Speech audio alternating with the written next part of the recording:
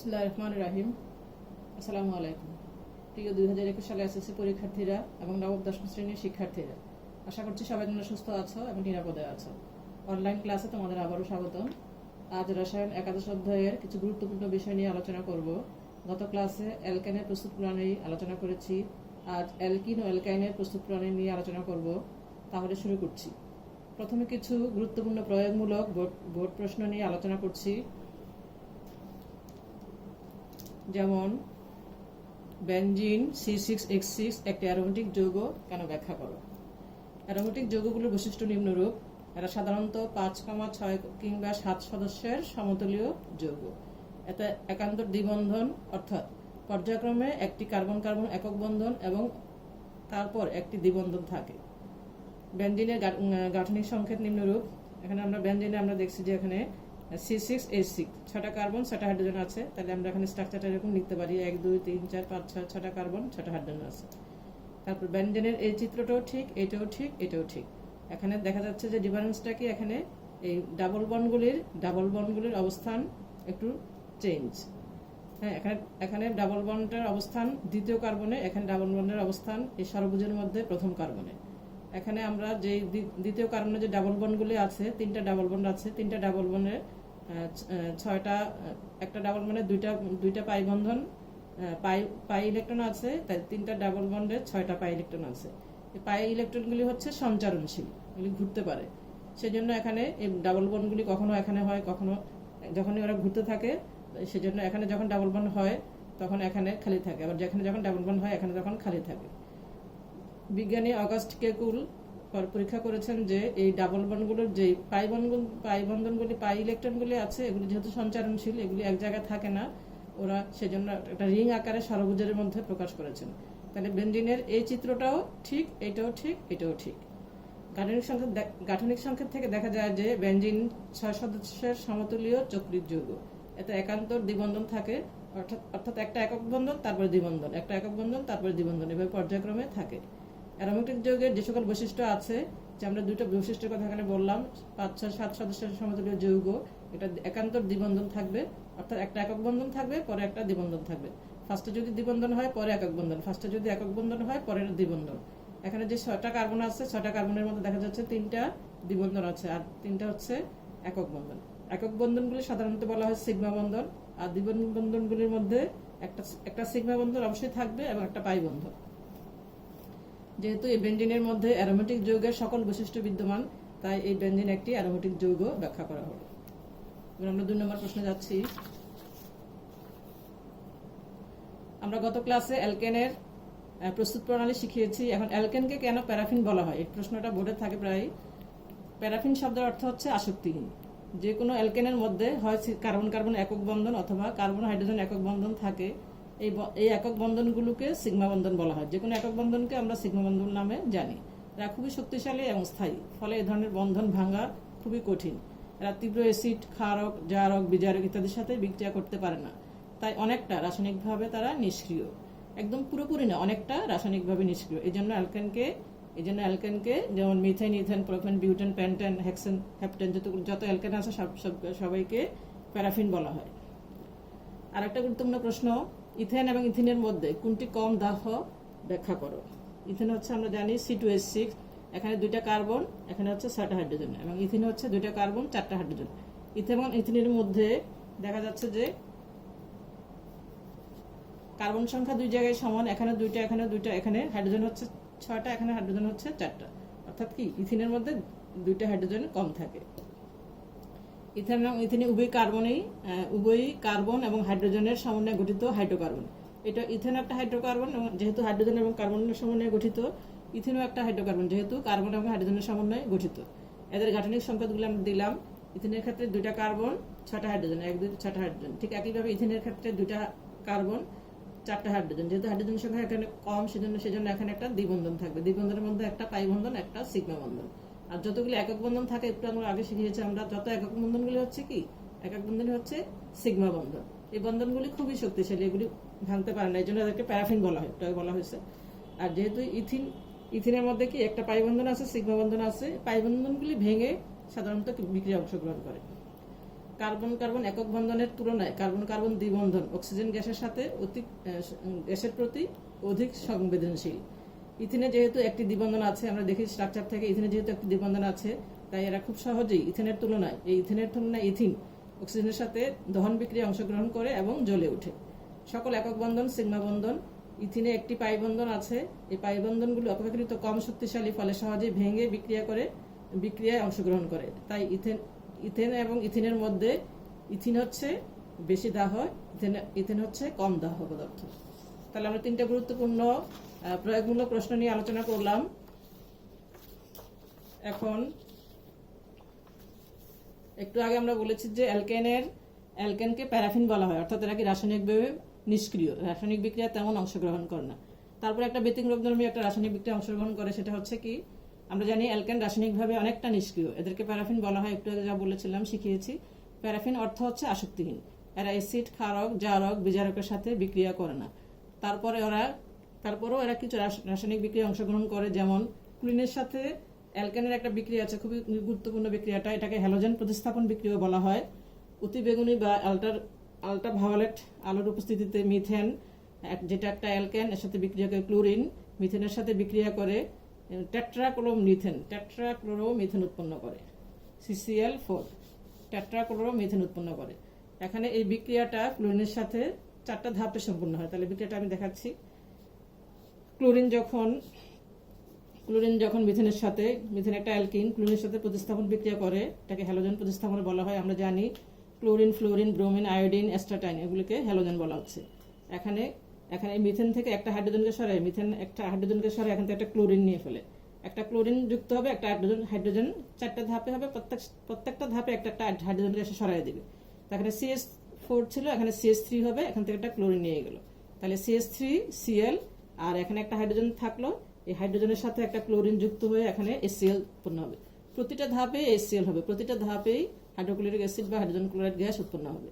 তাহলে ফার্স্টে উৎপন্ন হলো CH3, এখান থেকে একটা হাইড্রোজেন সরে এখান থেকে একটা ক্লোরিন নিয়ে গেল, CH3Cl, এটাকে বলা হয় ক্লোরোমিথেন। এই ক্লোরোমিথেনটা পরবর্তীতে আবার এই ক্লোরিনের সাথে, যেহেতু 4টা ধাপ, ক্লোরিনের সাথে আবার বিক্রিয়া করবে। তাহলে এখানে আবার ক্লোরোমিথেনের সাথে ক্লোরিন বিক্রিয়া করলে এখানেও আবার একটা হাইড্রোজেনকে সে সরাই দিবে। তাহলে এখানে উৎপন্ন হচ্ছে CH2, একটা হাইড্রোজেনকে সরাই দিবে, আর একটা ক্লোরিন সে আবারও গ্রহণ করবে। তাই Cl ছিল, এখানে Cl2 হয়ে যাবে। আবার একইভাবে হাইড্রোক্লোরিক অ্যাসিড উৎপন্ন হবে। আবার এটাকে বলা হয় ডাইক্লোরোমিথেন,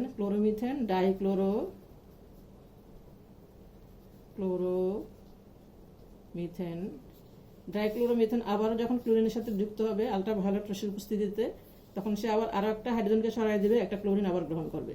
তাহলে CHCl3, আবার একইভাবে HCl উৎপন্ন হবে। তো ক্লোরোমিথেন, ডাইক্লোরোমিথেন, এটা হচ্ছে ট্রাইক্লোরোমিথেন।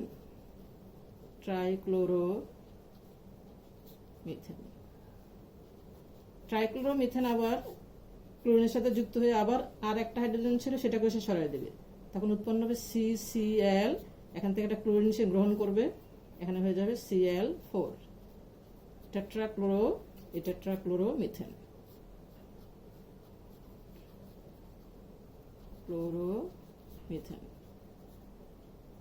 আশা করি বুঝতে পারছো। আবারও বলছি, মিথেন একটা অ্যালকেন, এটা ক্লোরিনের সাথে 4টা ধাপে বিক্রিয়া করে এখানে ক্লোরোমিথেন, ডাইক্লোরোমিথেন, ট্রাইক্লোরোমিথেন এবং টেট্রাক্লোরোমিথেন উৎপন্ন হবে, আর প্রতি ক্ষেত্রে হাইড্রোক্লোরিক অ্যাসিড উৎপন্ন হবে। তারপর পরবর্তীতে যাচ্ছি।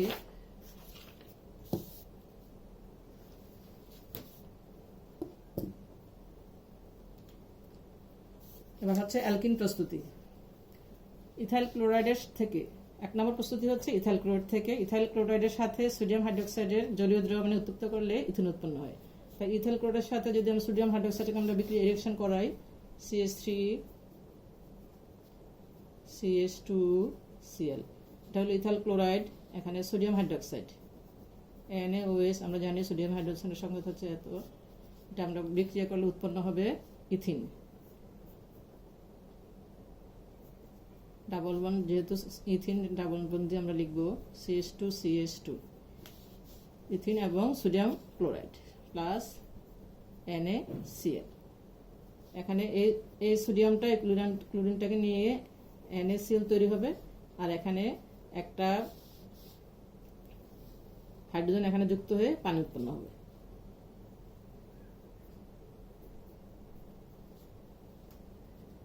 তাহলে ইথাইল ক্লোরাইডের সাথে যখন আমরা সোডিয়াম হাইড্রোক্সাইড যোগ করবো, এখানে আমাদের খাবার লবণ সোডিয়াম ক্লোরাইড উৎপন্ন হবে।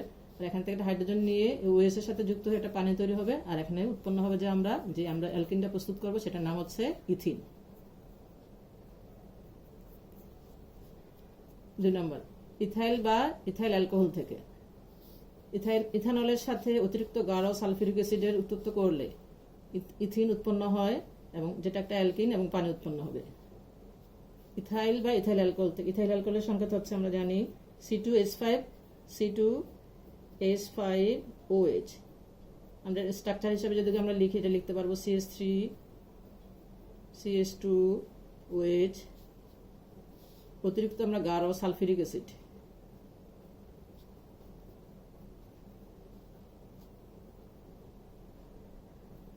যোগ করলে CH2 double bond CH2 ethene এবং পানি উৎপন্ন হবে।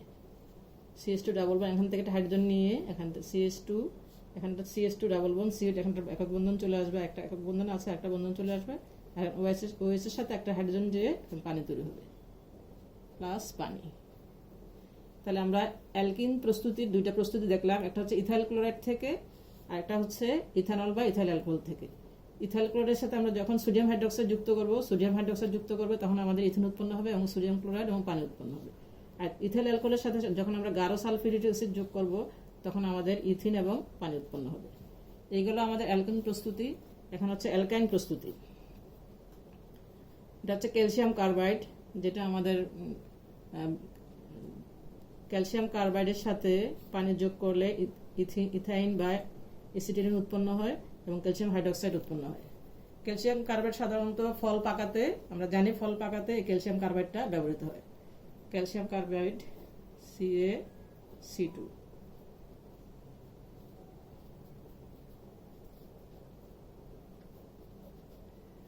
দুই অণু পানি যোগ করলে আমাদের এই অ্যালকাইন উৎপন্ন হবে CH, এখানে আমরা জানি অ্যালকাইন হচ্ছে ট্রিপল বন্ড। অ্যালকাইন উৎপন্ন হলো ইথাইন বা অ্যালকাইন আর ক্যালসিয়াম হাইড্রোক্সাইড CaOH2। এখানে যে দুইটা কার্বন আছে, এখান থেকে দুইটা হাইড্রোজেন নিয়ে এই কার্বন দুইটা হাইড্রোজেন নিয়ে আমাদের এই অ্যালকাইনটা প্রস্তুত করে, যেটা নাম হচ্ছে ইথাইন বা এসিটিলিন। ইথাইন বা এসিটিলিন।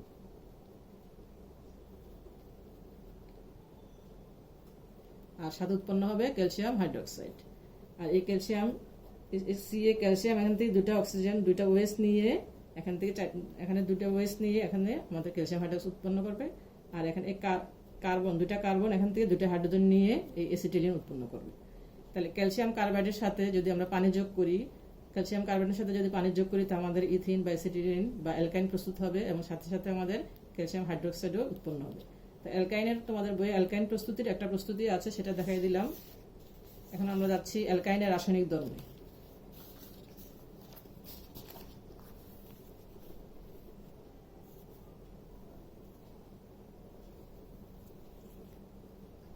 অ্যালকাইনে যেহেতু কার্বন কার্বন ত্রিবন্ধন থাকে, এখানে একটি ত্রিবন্ধনকে সিগমা বন্ধন, যা খুবই শক্তিশালী, অপর বন্ধন দুটি হচ্ছে পাই বন্ধন, এগুলি হচ্ছে দুর্বল বন্ধন। এই বন্ধনগুলি ভেঙে সাধারণত এরা বিক্রিয়া করে।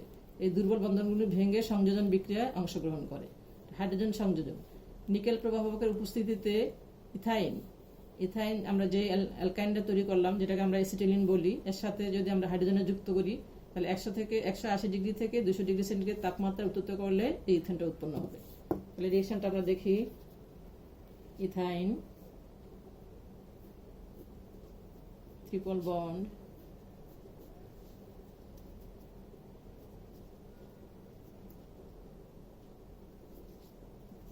বিক্রিয়াটার নাম হচ্ছে হাইড্রোজেন সংযোজন। তাহলে আমরা হাইড্রোজেন সংযোজন করতেছি 180 থেকে 200 ডিগ্রি সেন্টিগ্রেড তাপমাত্রায় নিকেল প্রভাবকের উপস্থিতিতে ইথেন উৎপন্ন করবে। CH3 CH3। এটা অ্যালকাইনের একটি রাসায়নিক ধর্ম।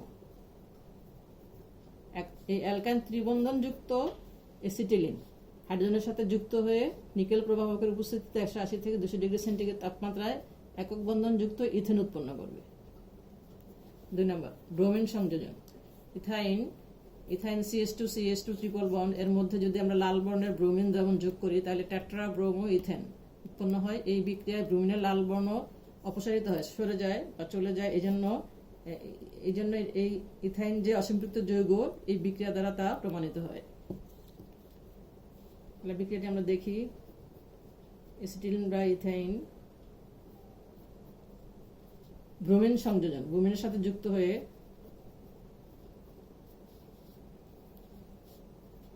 টেট্রা ব্রোমো ইথেন, সেটা CH(Br2) CH(Br2),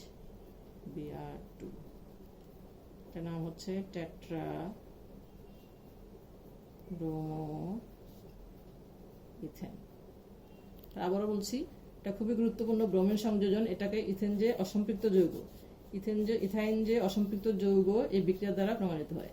ইথাইনের মধ্যে যদি আমরা লাল বর্ণের ব্রোমিন যুক্ত করি, লাল বর্ণের ব্রোমিনটা লাল রঙের যুক্ত করি, টেট্রা ব্রোমো ইথেন উৎপন্ন হবে।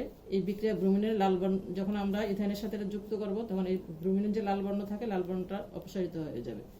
এই বিক্রিয়ার সাহায্যে আমরা ইথাইন যে একটা অসম্পৃক্ত যৌগ, এই বিক্রিয়ার দ্বারা আমরা প্রমাণ করতে পারি। এই বিক্রিয়াটা খুবই গুরুত্বপূর্ণ, তোমরা ভালো করে চর্চা করবে। তারপরে হচ্ছে ইথাইনের সাথে পানির সংযোজন।